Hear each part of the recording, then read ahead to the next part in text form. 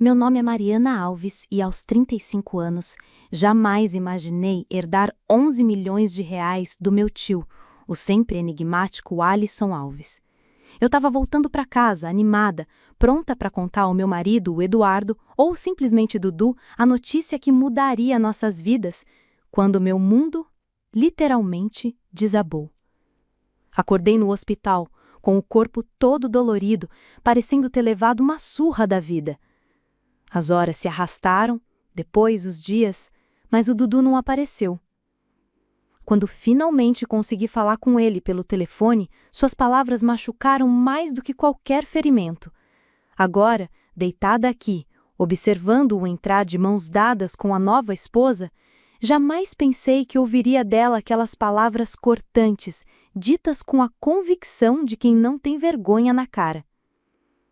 Se você está assistindo isso, por favor, curta, se inscreva e me conte nos comentários de onde está acompanhando essa novela da vida real, enquanto compartilho como tudo desmoronou e como, de um jeito torto, também se recompôs. Meu relacionamento com o tio Alisson sempre foi complicado. Ele era o irmão mais velho do meu pai, mas os dois romperam relações décadas atrás por causa dos negócios da família. A treta foi tão feia que, nas raras reuniões de fim de ano, cada um ficava de um lado da sala fingindo que não se conheciam. Ainda assim, eu guardava lembranças boas das poucas vezes em que visitei a fazenda Boa Esperança, em Atibaia, durante a infância. Aquelas visitas tinham um quê de magia. O tio me mostrava sua coleção de livros raros e contava histórias de negócios mirabolantes que viveu no exterior. Ele era um milionário do ramo imobiliário, conhecido pela perspicácia quase lendária.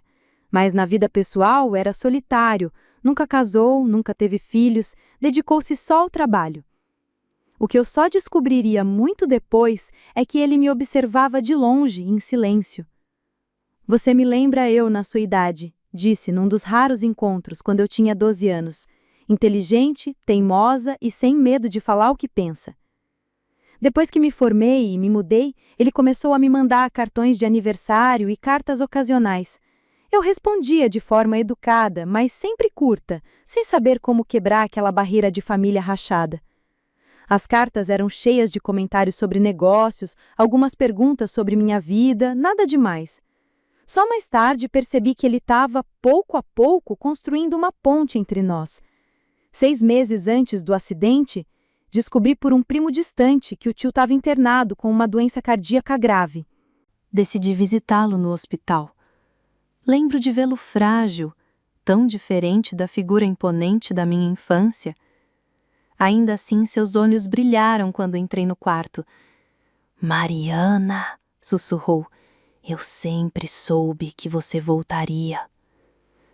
A partir daí, nossas conversas viraram encontros semanais. Falávamos de tudo, política, filosofia, até fofocas de família.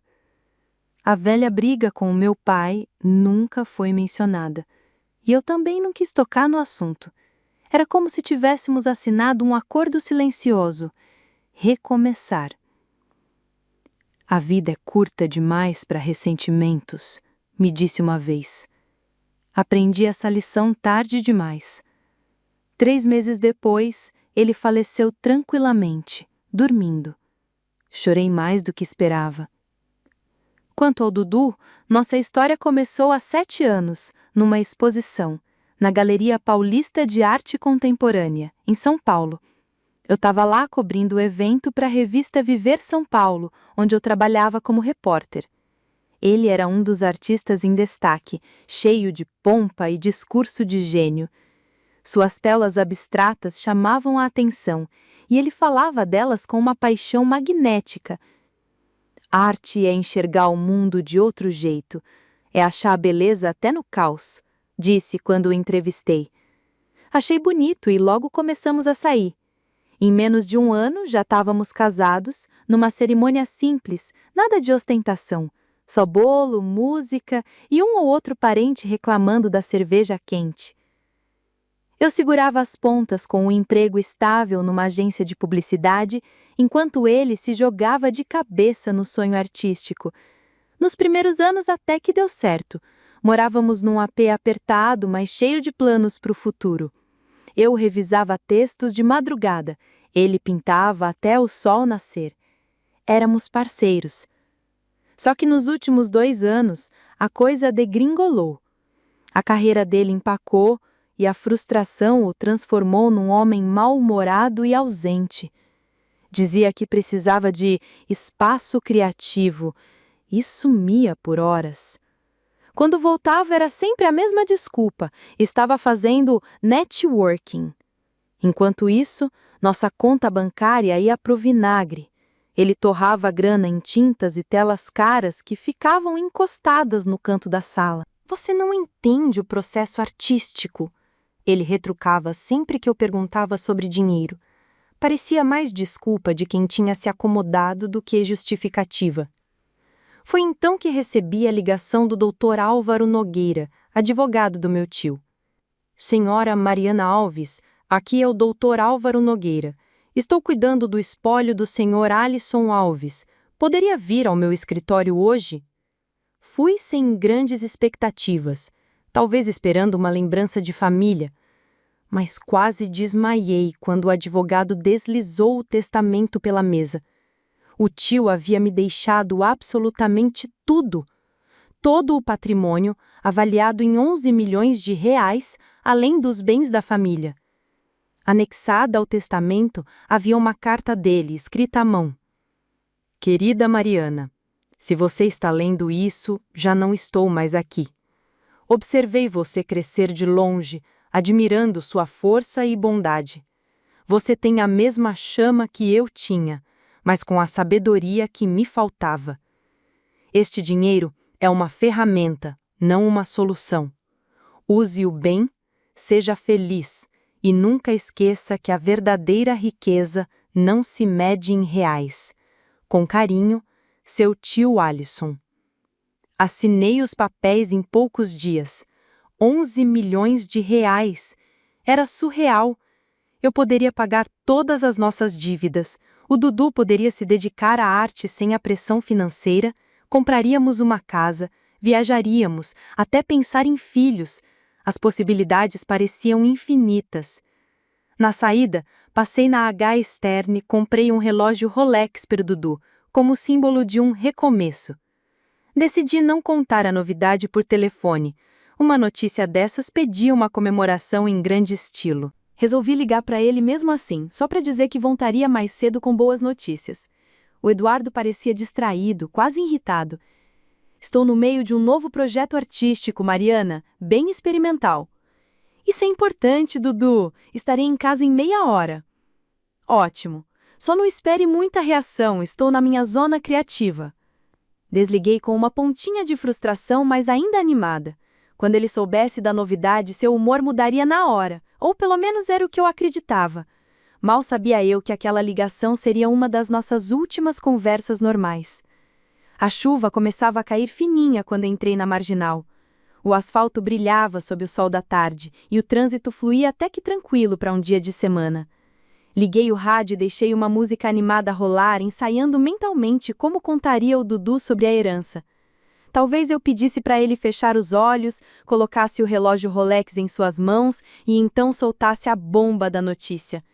Imaginei seu rosto se iluminando, como se o peso de anos de dificuldades evaporasse ao descobrir que estávamos financeiramente tranquilos. Estava tão mergulhada nesses pensamentos que quase não percebi. Um caminhão enorme, 2 faixas à frente, derrapou de repente no asfalto molhado. O tempo pareceu desacelerar enquanto eu vi aquele monstro de metal perder o controle e vir na minha direção como um pêndulo.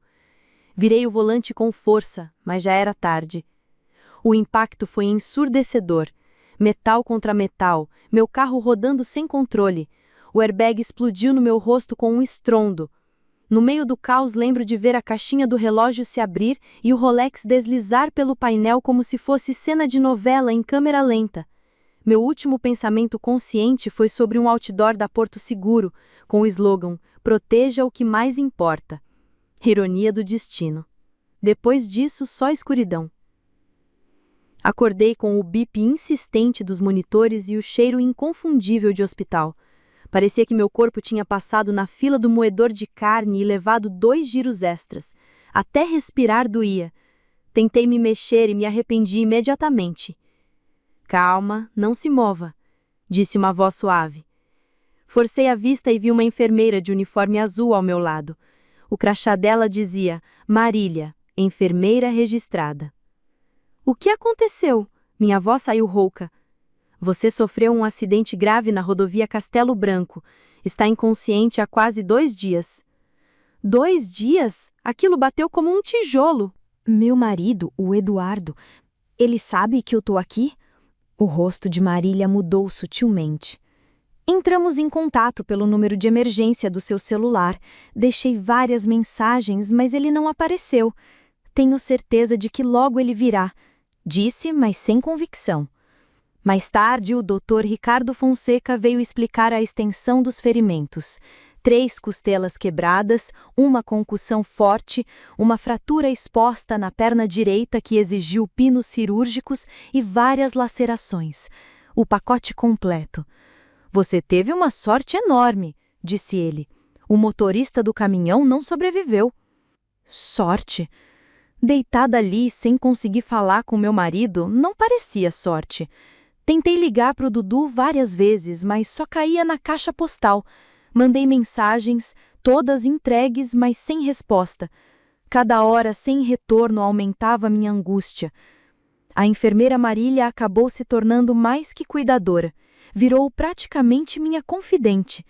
Aparecia até quando não estava escalada no meu quarto, trazendo pudim extra do refeitório e até fofocando para distrair. No 3º dia, ela me ajudou a sentar para comer. Balancei a cabeça, tentando entender. Não faz sentido, mesmo que o celular dele tivesse descarregado, ele saberia que algo estava errado quando eu não voltasse. No 4º dia, finalmente uma mensagem do Dudu. Estou muito ocupado com o projeto Breakthrough. Vou visitar quando as coisas acalmarem. Nenhuma pergunta sobre meu estado, nenhuma oferta de ajuda, 0. Isso não tá certo, disse Marília, franzindo a testa. Você tem amigos que possam saber onde ele está? Liguei para minha amiga Marisa Oliveira, mas ela se esquivou, inventando desculpas para não aparecer. Quando perguntei sobre o Eduardo, ela mudou de assunto rapidinho. No fim da primeira semana, já desconfiada, peguei o tablet da Marília e abri as redes sociais. O que encontrei me gelou. Dudu tinha feito check-in na Galeria Paulista de Arte Contemporânea com a legenda Celebrando Novos Começos. Com mãos trêmulas, liguei para ele. Desta vez atendeu com música alta ao fundo. Eduardo, estou no hospital. Estou aqui há 1 semana. Onde você está? Silêncio. Depois uma resposta fria. Olha, Mariana, estou no meio de algo importante. Mais importante do que sua esposa em estado crítico. Outra pausa. A voz dele veio gelada. Não tenho tempo nem dinheiro para ficar preso a uma perdedora. Alguns de nós seguimos em frente. O telefone ficou mudo. Fiquei encarando, incrédula, com lágrimas rolando. Perdedor? Eu tinha acabado de herdar 11 milhões de reais. E além disso, eu era a esposa dele, machucada e sozinha. 1 hora depois, Marília me encontrou soluçando e pediu um sedativo. Enquanto o remédio apagava a dor, um pensamento não me deixava. Havia algo muito, muito errado. Os dias seguintes ao telefonema cruel do Eduardo foram os mais sombrios da minha vida. Recusei comida, mal consegui dormir e chorei até não ter mais lágrimas. A dor física dos meus ferimentos parecia fichinha perto da devastação emocional. 7 anos de casamento jogados fora, e o fim veio com uma despedida tão gelada que parecia que eu estava falando com um desconhecido. Marília ficou preocupada o suficiente para chamar a doutora Juliana Prado, a psicóloga do hospital. Pequena, de olhos gentis e jeito firme, Juliana não veio com aquelas frases prontas de autoajuda que a gente lê em calendário de farmácia. O que você está vivendo é um trauma em várias camadas, explicou já na primeira sessão.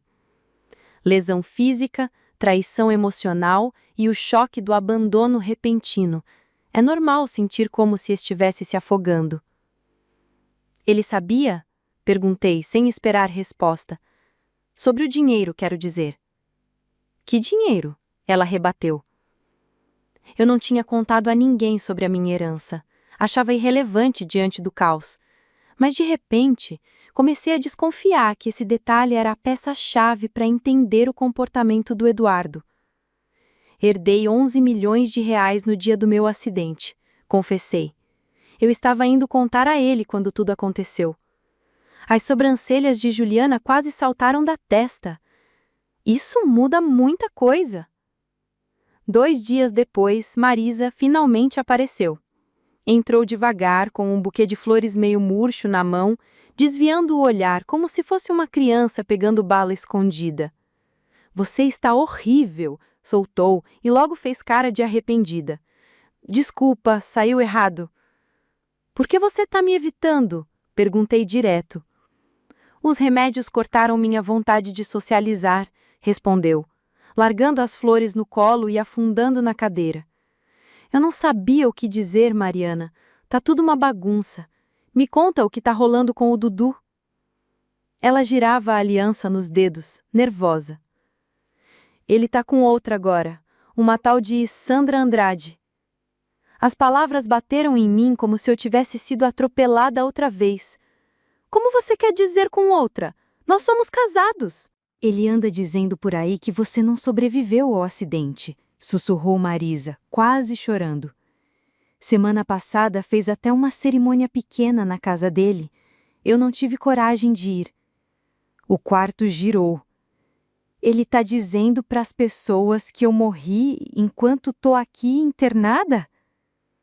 Marisa assentiu, desolada. Só descobri que você estava viva porque a Marília me ligou ontem.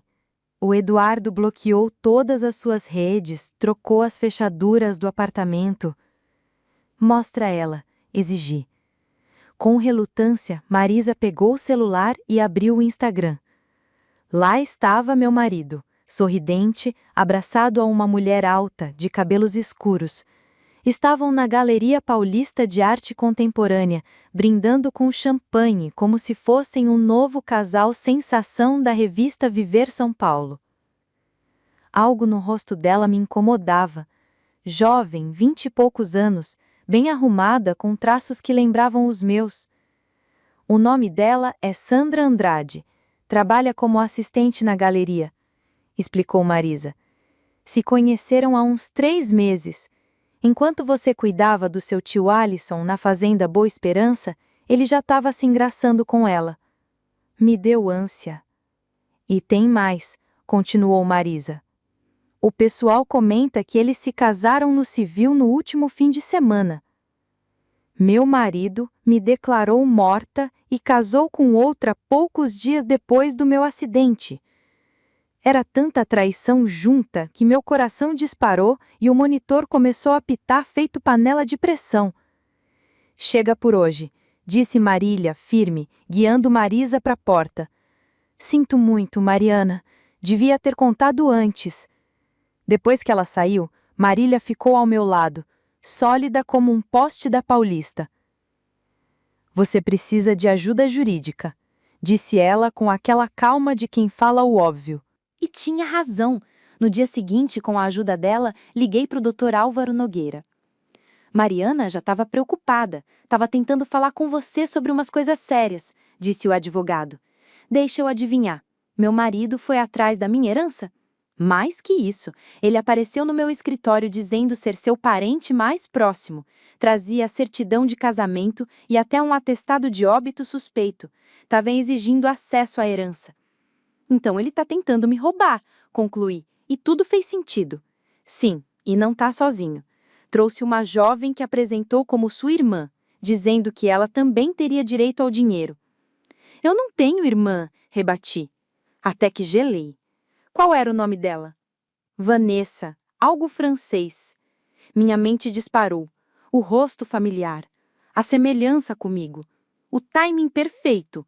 Ela aparece justo quando a saúde do tio Alisson começa a declinar. Dr. Álvaro, investigue o passado dessa mulher e venha ao hospital amanhã. Tenho a sensação de que o Dudu tá armando um golpe e eu preciso estar pronta. Passei a noite sem dormir, juntando peças desse quebra-cabeça macabro. Como o Eduardo sabia da herança antes de eu contar? Por que escolheu uma mulher parecida comigo? E pior, por que aquele rosto me soava tão próximo além da semelhança física? De manhã, uma teoria nojenta me atravessou o peito, tão distorcida que mal consegui encarar. Pedi a Marília que instalasse uma pequena câmera no meu quarto, supostamente por motivos de segurança. Depois, enviei uma mensagem para o celular do Eduardo, usando o número da Marisa, que ela havia me emprestado. Sei da herança. A Mariana está acordada e se lembra de tudo. Você precisa resolver isso antes que ela fale. A resposta veio em poucos minutos. Cuidaremos disso hoje. Apague esta mensagem. Eles estavam chegando e, finalmente, eu teria algumas respostas. Passei a manhã me preparando, tanto mental quanto fisicamente, para o confronto que estava por vir. Marília me ajudou a ajeitar a postura na cama e também a ajustar a aparência, para que eu parecesse um pouco mais frágil do que realmente estava. A doutora Juliana Prado havia me orientado. Independentemente do que disserem, mantenha o controle emocional. Lembre-se, o poder está nas suas mãos. Não importa o que ele diga ou faça, só tira isso de você se você deixar, ela reforçou. O Dr. Álvaro Nogueira chegou ao meio-dia, carregando uma maleta, e se acomodou discretamente na cadeira perto da janela, fora do campo de visão imediato. A câmera escondida por Marília registrava tudo, com sua lente minúscula apontada para os pés da minha cama. Tem certeza de que quer fazer isso hoje? Perguntou o doutor, preocupado com minha condição ainda delicada. Poderíamos resolver isso pelos caminhos legais. Preciso ver a cara dele, respondi. Preciso entender o motivo. Às 14h em ponto, bateram à minha porta. O monitor cardíaco denunciava minha ansiedade, mesmo que eu tentasse parecer calma. Marília apertou minha mão e recuou, posicionando-se perto da porta do banheiro. Eduardo entrou primeiro. Usava um blazer caro que nunca tinha visto antes, o cabelo penteado de maneira impecável e no pulso ostentava um relógio Rolex novinho em folha. A transformação de artista batalhador para Mauricinho sofisticado era quase digna de novela das 9. Sua expressão ao me ver não foi de surpresa, nem de alívio, mas de puro aborrecimento, logo disfarçado por uma falsa preocupação. Mariana, você está acordada. Estávamos tão preocupados. Nós? Perguntei firme, apesar do coração disparado. Ele gesticulou impaciente para a porta. Uma figura esguia entrou, mantendo-se parcialmente escondida atrás dele. Só consegui ver um reflexo de cabelo escuro e um vestido de grife. Você se lembra da Sandra, disse ele, suavemente, a filha da sua prima. Eu não respondi, apenas a observei atravessar a sala com uma confiança ensaiada. Eduardo sempre foi ator de coração, convincente em qualquer papel que escolhesse interpretar. Naquele dia, vestia o figurino de marido preocupado. Os médicos comentaram que talvez você não consiga cuidar dos seus negócios por um tempo, então trouxe formulário simples, me autorizando a cuidar de tudo enquanto você se recupera. Era quase convincente. Se eu tivesse dopada ou confusa, talvez tivesse acreditado no teatrinho. Mas os olhos dele entregavam a frieza. Você quer dizer os 11 milhões que herdei? Perguntei, direto ao ponto. Sua expressão se transformou. Surpresa rápida, logo mascarada. Sim, claro. Uma bênção, mas também uma responsabilidade. E na sua condição, o estresse pode atrapalhar a recuperação. Que gentil da sua parte, ironizei. Ele sorriu interpretando minha calma como submissão. Sempre pensei no seu bem-estar, Mariana. Foi por isso que você bloqueou minhas redes sociais, trocou as fechaduras do apartamento e ainda contou para os meus amigos que eu estava morta? A fachada começou a rachar. Você está confusa, é a medicação, disse ele nervoso. Mostre o vídeo a ele, interveio o Dr. Álvaro, levantando-se. Eduardo se virou, assustado. Quem é você? Dr. Álvaro Nogueira, advogado da senhora Alves. E você deve ser o marido tentando passar a perna na esposa ferida. Ele colocou um tablet na bandeja da cama, exibindo imagens de segurança do escritório, Eduardo e uma jovem apresentando certidões de óbito falsas para reivindicar a herança dele. Chega! Gritou Eduardo, avançando para pegar o aparelho. Nem pense nisso, advertiu Marília, dando um passo à frente. A segurança do hospital está logo ali fora. A mulher que ficara na porta finalmente se aproximou, vencida pela curiosidade. Quando a vi de perto, levei um choque. A semelhança era gritante. Olhos, nariz, até a postura lembravam a minha quando mais jovem. Mas havia algo a mais, algo profundo, visceral. Sandra me encarou, sua expressão mudando de nervosa para confusa e por fim chocada. O rosto dela se contraiu dramaticamente quando nossos olhos se encontraram. Meu Deus! Sussurrei com a voz trêmula. Ela é minha filha. A sala mergulhou num silêncio sepulcral. Eduardo, sempre afoito, se lançou na minha direção e agarrou meu braço. Cala a boca, sibilou ele. Continua com o plano. Mas Sandra Andrade estava paralisada, me encarando como se tivesse visto o fantasma da Hebe Camargo tomando café na sala. Com as mãos trêmulas, ela enfiou a mão na bolsa e puxou uma fotografia toda amassada. Passei a vida inteira procurando você, disse com a voz embargada, estendendo-me a foto. A imagem mostrava uma adolescente abraçando um recém-nascido. O rosto, parcialmente escondido, era inconfundivelmente o meu, só que muito mais jovem. Era uma fotografia que eu não via havia 17 anos e que jurava já ter sido destruída. Enquanto observava aquela prova do meu segredo mais bem guardado, senti a sala girar. O bip do monitor cardíaco disparou, como se fosse música eletrônica de balada na Augusta. De repente, as peças de um quebra-cabeça que eu nunca soube que existia começaram a se encaixar. Minhas mãos tremiam ao pegar a fotografia. A jovem da imagem parecia tão assustada, os olhos vermelhos de tanto chorar, segurando o bebê como se fosse a primeira e a última vez.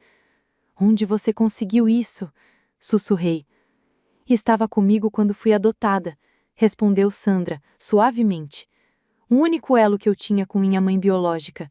Carrego essa foto comigo todos os dias, desde que entendi o que significava.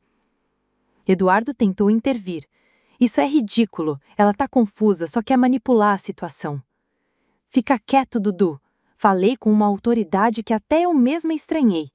Pela primeira vez na vida, para de falar. Olhei para Sandra. Ela tinha as maçãs do rosto da minha mãe e os meus olhos. Como eu não percebi antes? Talvez porque passei 17 anos tentando apagar a lembrança do bebê que segurei só uma vez. Eu tinha 18 anos. Era caloura de faculdade, cheia de sonhos. Meu namorado da época desapareceu quando soube da gravidez. Meus pais, preocupados mais com o falatório da vizinhança do que comigo, me mandaram para casa de uma tia distante, em Atibaia. Depois que você nasceu, organizaram uma adoção fechada. Me deixaram te segurar uma única vez. E alguém registrou aquele instante. Eu nem sabia que tinham te dado uma cópia. Meus pais adotivos disseram que era a única coisa que vinha comigo, explicou Sandra. Eles sempre foram incríveis, nunca esconderam que eu era adotada. Quando fiz 18 anos, me apoiaram na busca pelo meu pai biológico. Como você conheceu o Eduardo? Perguntei, ainda tentando ligar os pontos. Sandra desviou o olhar para Dudu, que estava imóvel, parecendo um ator ruim de novela das 6. Eu não o procurei, ele me achou. Uns 3 meses atrás, apareceu na Galeria Paulista de Arte Contemporânea, onde eu trabalho. Disse que sabia quem era meu irmão biológico. Senti o estômago embrulhar. A caixinha de memórias, falei encarando Eduardo. Ele ficou calado, mas sua cara entregava tudo.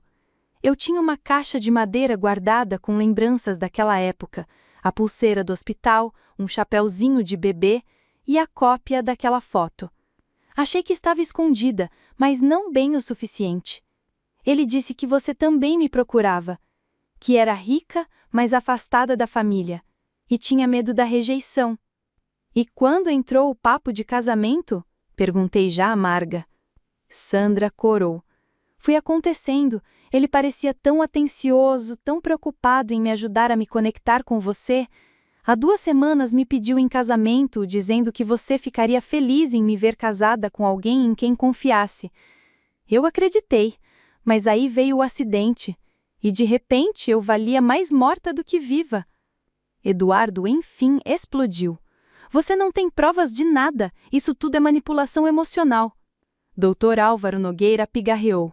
Pelo contrário, temos bastante coisa. Suas tentativas de acessar as contas de Mariana Alves, certidões de óbito falsificadas e agora esta confissão gravada. Sem contar a bigamia, já que você ainda é casado legalmente com a Mariana. Olhei para Eduardo e pela primeira vez o vi de verdade. Ele nunca me amou. Eu era apenas o boleto pago enquanto ele corria atrás de seus devaneios artísticos, mas 11 milhões de reais exigiam um plano maior. O testamento tem uma cláusula especial. Se Mariana tivesse morrido sem filhos, boa parte iria para instituições de caridade, mas com um descendente direto, toda a herança ficaria na família. E casando com a Sandra, ele teria controle sobre esses fundos. Sandra se afastou bruscamente de Eduardo. Você me usou. Todas aquelas promessas de futuro, de cuidar de mim, era só fachada. Não seja ingênua, Sandra, ele rebateu. Foi um acordo mútuo. Você queria encontrar sua mãe, eu ajudei. O dinheiro era só um bônus. Ao me declarar morta e casar com minha filha, questionei, incrédula. Metade da herança iria para ela de qualquer jeito quando descobrissem, retrucou ele. Eu só acelerei o processo. Isso é fraude, apontou o Dr. Álvaro. E quase assassinato se a Mariana não tivesse sobrevivido ao acidente. O rosto de Eduardo endureceu. Vocês não têm como provar. Não precisamos, falei baixinho. Você já destruiu tudo ao seu redor. Virei-me para Sandra, que chorava em silêncio. Sinto muito que você tenha sido arrastada para isso. Ela enxugou os olhos. A vida inteira sonhei em encontrar minha mãe, mas nunca desse jeito. Eduardo tentou correr até a porta. Isso é absurdo, estou indo embora. Eu não faria isso, advertiu o Dr. Álvaro com um tom que fez todos prenderem a respiração. O Dr. Álvaro Nogueira falou com calma. A segurança do hospital já está esperando lá fora e eu já protocolei uma queixa preliminar. Se ele tentar sair agora, vai só adicionar fuga à lista. Como se fosse combinado, 2 seguranças apareceram na porta. Eduardo, Dudu, olhou ao redor feito um bicho encurralado, tentando achar uma saída milagrosa. Mariana, ele arriscou pela última vez usando aquele tom doce que um dia já me conquistou. A gente pode resolver isso. Pense em tudo que passamos juntos. Respirei fundo e respondi. É exatamente nisso que eu tô pensando. Policiais, esse é o homem que mencionei. Enquanto escoltavam o Dudu para fora, Sandra Andrade e eu ficamos num silêncio estranho, como se um muro invisível de 17 anos de separação tivesse se instalado entre nós.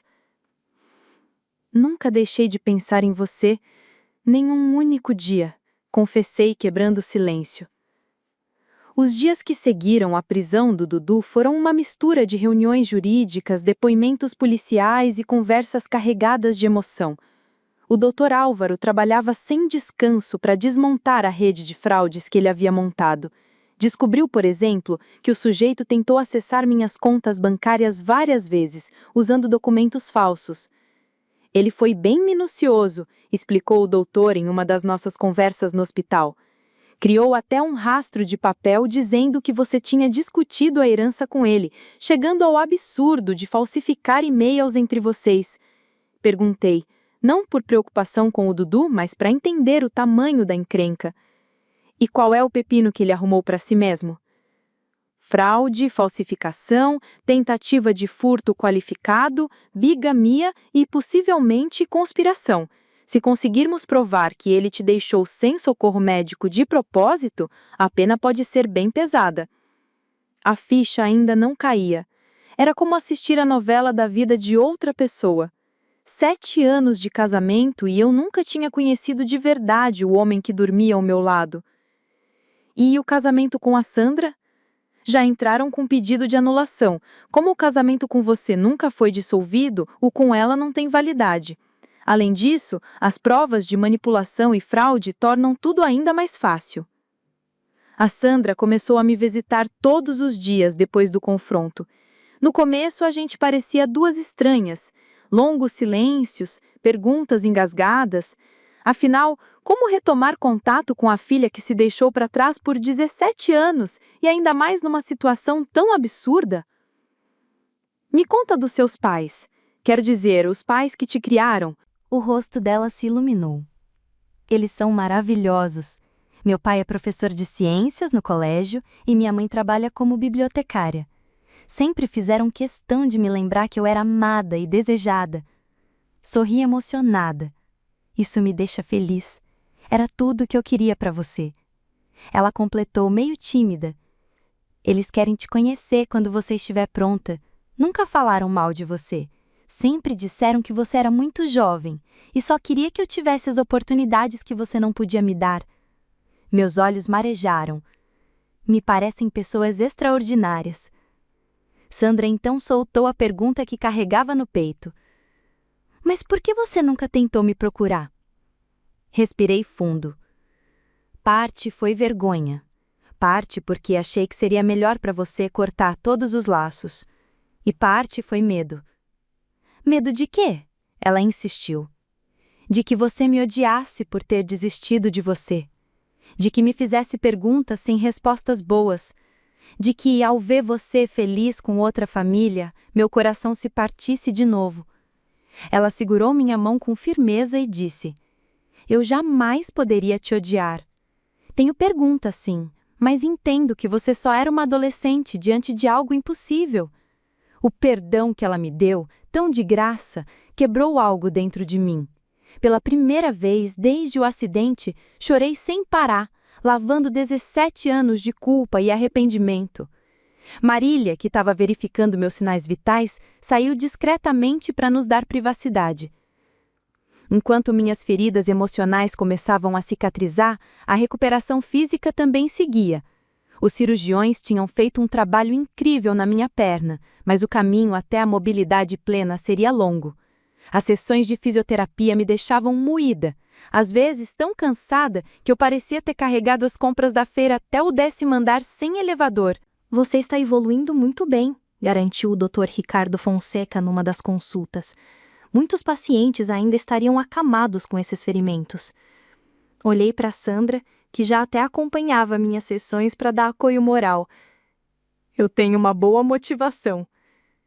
O Dr. Álvaro voltou mais tarde com novidades sobre a herança. Dadas as circunstâncias, precisamos decidir como você vai lidar com o patrimônio, principalmente por causa do relacionamento com a Sandra. Eu pensei bastante sobre isso. Meu tio Alisson Alves deixou tudo para mim porque não sabia da existência dela. Se soubesse, com certeza a teria incluído. Então você quer dividir a herança? Perguntou ele. Sim, igualmente. Sandra protestou na hora. Mariana, não, esse dinheiro é seu. Eu nunca vim te procurar por dinheiro. Segurei a mão dela e falei firme. Eu sei, mas você é minha família. Tenho 17 anos de aniversários e natais para compensar. 2 semanas depois da prisão do Dudu, recebi a visita da detetive Helena Martins, responsável pelo caso. Ela colocou um saco de provas em cima da minha bandeja de cabeceira. Encontramos algo preocupante na busca ao apartamento dele. Dentro havia um frasco de comprimidos com o rótulo da farmácia no meu nome, mas para remédios que eu nunca tinha tomado. São sedativos fortes, normalmente usados em casos graves de insônia, explicou. De acordo com a data da receita, os remédios foram aviados 3 dias antes do meu acidente. Nunca tive problemas para dormir, falei ainda confusa. Nunca vi isso antes. Estamos investigando a possibilidade de o seu marido ter lhe dado os comprimidos sem que você soubesse. Alguns vizinhos relataram ter ouvido discussões nas semanas anteriores ao acidente. Um deles até comentou que você parecia estranhamente cansada e meio desligada na última vez em que conversaram. A implicação era clara e assustadora. Será que o Eduardo já planejava se livrar de mim antes mesmo de saber da herança? Será que o acidente só foi a oportunidade conveniente para acelerar os planos dele? Talvez nunca saibamos a extensão do que ele pretendia, admitiu a detetive Helena Martins. Mas fique tranquila, estamos montando um caso bem sólido. À medida que a minha alta se aproximava, as preocupações práticas começaram a bater na porta. Eu não podia voltar para o apartamento que dividia com o Eduardo, nem por questões legais, muito menos emocionais. Hotel também não dava. Quem acabou de sair do hospital precisa de cuidado, não de frigobar caro e check-out às 11. Você podia ficar comigo, sugeriu a Sandra Andrade. Meu AP é pequeno, mas tem elevador e nada de escadas. Que imposição o quê? Eu quero ajudar, respondeu ela, insistente, com um sorriso maroto. Além disso, temos muito que colocar em dia. Minha amiga Marília, que se tornara meu braço direito durante a internação, trouxe outra ideia. E a fazenda do seu tio Alisson, lembrou o Dr. Álvaro Nogueira. Tá vazia. E assim, a ideia se consolidou. A fazenda Boa Esperança, em Atibaia, onde eu tinha passado poucos dias mágicos da infância, agora era oficialmente minha. Precisaria de reformas e ajustes para atender às minhas limitações físicas, mas oferecia um novo começo, longe das lembranças amargas da vida com Eduardo. Fica a mais de 1 hora de São Paulo, pensei alto. Sandra, seria uma longa viagem até a galeria. Ela baixou os olhos, mexendo na alça da bolsa. Na verdade, pedi demissão da Galeria Paulista de Arte Contemporânea na semana passada. Muitas lembranças ruins, o Eduardo me manipulava até lá. E agora, o que vai fazer? Estou pensando em voltar a estudar. Sempre quis fazer psicologia. Talvez ajudar famílias em processos de adoção e reencontros. A coincidência não me passou despercebida. A fazenda tem bastante espaço. Você pode ficar lá enquanto resolve as coisas, se quiser. Claro, disse ela, com um brilho de esperança no olhar. E foi assim que, dos destroços da dor e da traição, uma nova forma de família começou a surgir, construída sobre escolhas e verdades, e não sobre mentiras. 6 semanas depois do acidente, recebi alta. Sair do hospital, que tinha virado quase uma segunda casa, foi mais emocionante do que eu imaginava. Abracei Marília com força, prometendo manter contato. Você é uma das pessoas mais fortes que já conheci, disse ela. Lembre-se disso nos dias ruins. O caminho até a fazenda foi tranquilo. Sandra dirigia pelas curvas da estrada de Atibaia, enquanto eu via a cidade sumindo no retrovisor e dando lugar a colinas verdes e plantações. Uma chuvinha fina tinha caído na noite anterior, deixando tudo com aquele ar de propaganda de margarina. A casa era ainda mais imponente do que nas minhas lembranças. Uma construção antiga, ampla, com varanda de madeira que abraçava a fachada. O Dr. Álvaro já havia providenciado adaptações, rampas na entrada, barras de apoio nos banheiros e até um quarto no térreo improvisado para mim. E aí, o que você acha? Perguntei quando entramos na entrada circular. É lindo, parece cenário de novela das 6, respondeu Sandra, encantada. Aquelas primeiras semanas foram uma mistura de comédia e adaptação. Biologicamente, éramos mãe e filha, mas na prática, duas estranhas aprendendo a dividir o mesmo teto. Descobrimos pequenas coisas uma sobre a outra. Sandra era do tipo que canta no chuveiro às 7 da manhã.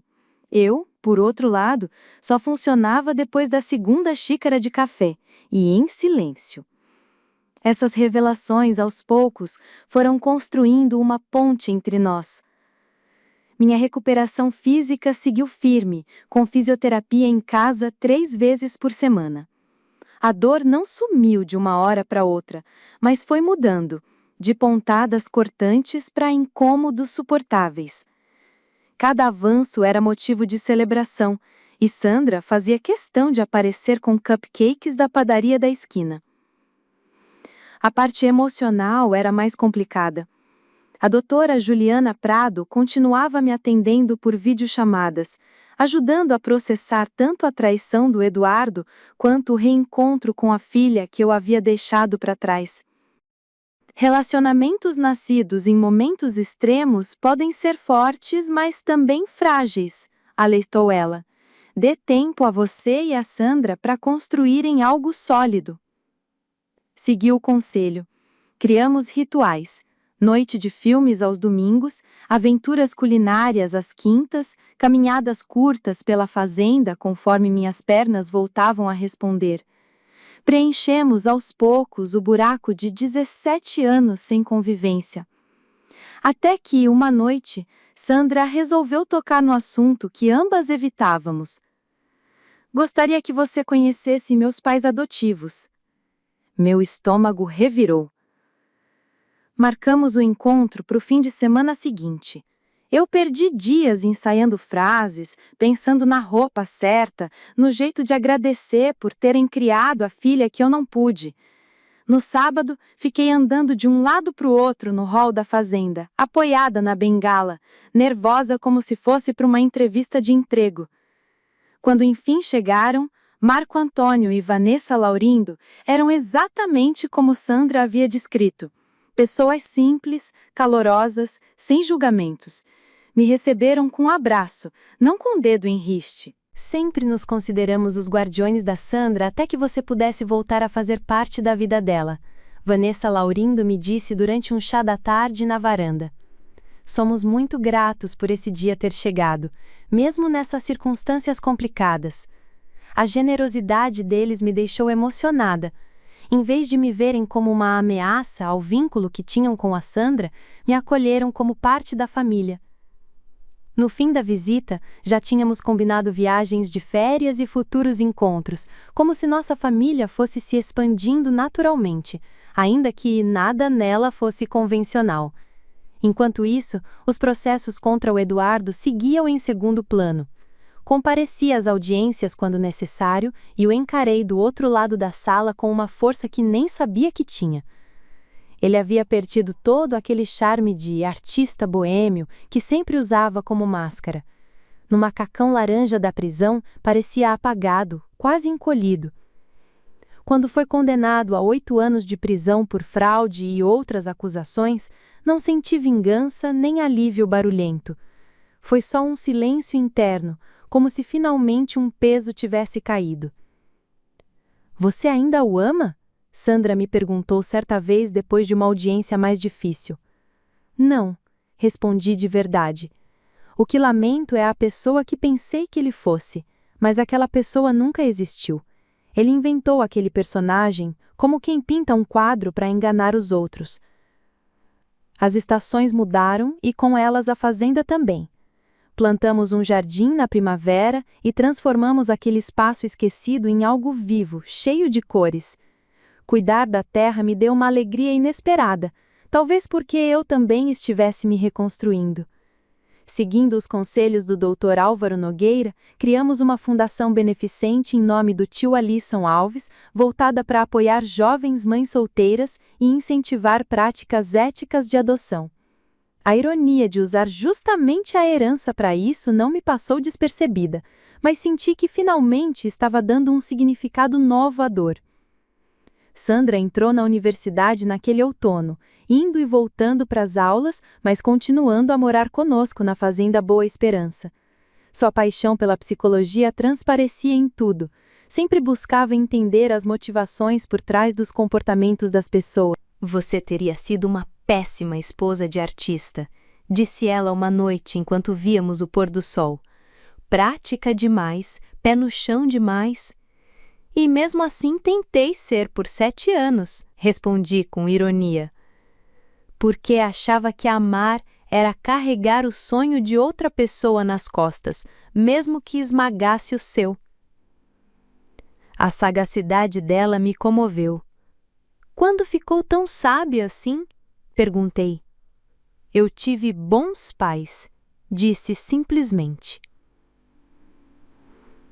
Com minha recuperação física mais lenta, comecei a pensar no meu futuro. A carreira em publicidade que eu só tinha seguido para bancar as loucuras artísticas do Eduardo já não fazia sentido. Agora, com estabilidade financeira, eu podia me reinventar. Comecei a escrever, no início como terapia, depois com propósito. Aos poucos, minha história, ficcionalizada, mas cheia de verdade emocional, foi tomando forma como um romance. Escrever virou catarse, transformar dor em propósito. 1 ano após o acidente, organizamos uma reunião íntima na fazenda. Marília veio acompanhada da detetive Helena Martins, a doutora Juliana Prado e os pais adotivos da Sandra. Pessoas que nos deram apoio nos piores dias e agora celebravam conosco a luz que resistiu. Ao olhar para todos, pensei na família improvável que criamos a partir dos cacos da traição. A vida é alquimista, transforma chumbo em ouro quando damos tempo e espaço. Quero propor um brinde, disse eu, erguendo o copo, às jornadas inesperadas e às pessoas que nos ajudam a atravessá-las. Mais tarde, quando todos já tinham partido e Sandra e eu estávamos sozinhas nos degraus da varanda, ela fez a pergunta que nunca calava. Você se arrepende? Não da adoção, mas de tudo o que aconteceu depois do acidente, da traição do Eduardo, de toda a dor? Pensei bem antes de responder. Arrependimento implicaria que eu escolheria outro caminho se tivesse chance, mas eu não escolheria. Não, filha, porque se significasse não te reencontrar, eu viveria tudo outra vez. Aprendi que o dinheiro revela o verdadeiro caráter das pessoas, arranca a máscara. A traição do Eduardo me mostrou isso, mas também me devolveu minha filha. Ela me deu uma segunda chance que eu jamais imaginei ter. Às vezes, os piores tombos abrem espaço para os melhores recomeços. O acidente que destruiu meu corpo curou meu coração. O marido que me traiu, sem querer, me uniu novamente à filha que eu tinha chorado por 17 anos. A herança que me fez alvo foi a mesma que me deu liberdade para reconstruir minha vida nos meus próprios termos. Enquanto as estrelas surgiam no céu de Atibaia, percebi. A verdadeira riqueza não estava nos milhões guardados, mas nas conexões autênticas que nasceram depois do caos. Eu havia perdido um marido, mas ganhado uma filha. Perdi ilusões, mas ganhei clareza. Perdi uma vida antiga, mas conquistei outra, muito mais real e satisfatória. No que você está pensando? Perguntou Sandra, percebendo meu silêncio. Que às vezes a gente precisa sobreviver a um acidente para encontrar o caminho de volta para casa. E eu pergunto a você que está lendo, já passou por uma traição que acabou te levando a algo bom? Conta para mim nos comentários. Se essa jornada mexeu com você, deixa o like, se inscreve no canal e compartilha com alguém que precise lembrar que até na escuridão existe chance de amanhecer. Obrigado por ouvir minha história. E lembre-se, muitas vezes é da nossa maior vulnerabilidade que nasce a nossa maior força.